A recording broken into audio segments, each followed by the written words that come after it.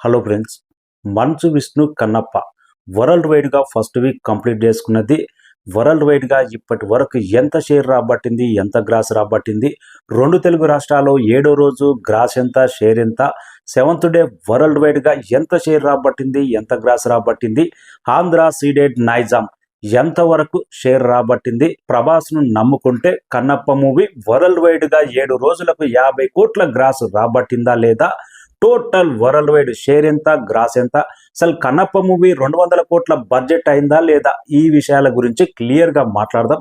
మన ఛానల్ మొదటిసారి చూసిన వాళ్ళు సబ్స్క్రైబ్ చేయండి, లైక్ చేయండి. కన్నప్ప మూవీ 7వ రోజు రెండు తెలుగు రాష్ట్రాల్లో 35 లక్షల షేర్ రాబట్టింది. నిన్న రెండు తెలుగు రాష్ట్రాల్లో 6th డే 7వ రోజు 50 లక్షలు రాబడితే 7వ రోజు అనేది ఆల్మోస్ట్ 15 లక్షల షేర్ అనేది తగ్గింది. వరల్డ్ వైడ్గా కన్నప్ప మూవీ 7వ రోజు 58 లక్షల షేర్ రాబట్టింది, 1,20,00,000 గ్రాస్ రాబట్టింది. ఇక ఓవర్సీస్ ఫస్ట్ వీక్ కంప్లీట్ అయిపోయిన తర్వాత $3,20,854 రాబట్టింది. కన్నప్ప మూవీ రెండు తెలుగు రాష్ట్రాలు Andhra Ceded Nizam first week complete అయిపోయిన తర్వాత ఏరియాల వైజ్గా షేర్ తీసుకుంటే నైజాంలో 6,78,00,000 షేర్ రాబట్టింది. సీడెడ్ మొత్తం మీద 7 రోజులకు గాను 2,38,00,000 షేర్ రాబట్టింది. వెస్ట్ గోదావరి 88 లక్షల షేర్ రాబట్టింది. ఈస్ట్ గోదావరి 83 లక్షల దాకా షేర్ రాబట్టింది. కృష్ణా డిస్టిక్ మొత్తం మీద 80 లక్షల షేర్ మాత్రమే రాబట్టింది. నెల్లూరు మొత్తం మీద 76 లక్షల షేర్ మాత్రమే రాబట్టింది. రెండు తెలుగు రాష్ట్రాల్లో షేరు 7 రోజులకు ఫస్ట్ వీక్ కంప్లీట్ అయిపోయిన తర్వాత కన్నప్ప మూవీ 15,65,00,000 షేర్ రాబట్టింది. 27,20,00,000 గ్రాస్ రాబట్టింది. కన్నప్ప మూవీ రెండు తెలుగు రాష్ట్రాల్లో విష్ణు కెరీర్లో ఇది సూపర్ డూపర్ కలెక్షన్ అని చెప్పొచ్చు, దీంట్లో డౌటే లేదు. ఇంకా టోటల్ హిందీ మార్కెట్ కానీ, మలయాళం కానీ, తమిళ్ కానీ, కర్ణాటక కానీ ఫస్ట్ వీక్ కంప్లీట్ అయిపోయిన తర్వాత 4,70,00,000 షేర్ రాబట్టింది. కన్నప్ప మూవీ ఓవర్సీస్ నుంచి షేర్ తీసుకుంటే 2,48,00,000 దాకా షేర్ రాబట్టింది. వరల్డ్ వైడ్గా కన్నప్ప మూవీ 22,82,00,000 షేర్ రాబట్టి 44 కోట్ల గ్రాస్ రాబట్టింది. 6 కోట్ల మార్క్ టచ్ చేస్తే 50 కోట్ల సినిమా అయ్యే అవకాశం ఉంది. మంచు విష్ణు కెరీర్లోనే బిగ్గెస్ట్ రికార్డు 50 కోట్ల గ్రాస్ అంటే చాలా లాంగ్ టైం తర్వాత, ట్రోలింగ్ తర్వాత, సినిమాలో డిజాస్టర్ అవుతున్న టైంలో 50 కోట్ల గ్రాస్ అంటే సెకండ్ వీక్లో 100% ఈ మార్క్ అందుకునే అవకాశం ఉంది. కన్నప్ప మూవీ ఎవ్రీడే షేర్ అనేది చాలా డ్రాప్ అనేది తగ్గింది. బడ్జెట్ 200 కోట్ల బడ్జెట్, దాదాపు 180 కోట్ల బడ్జెట్ అని మంచు విష్ణు అయితే ప్రచారం చేసిండు.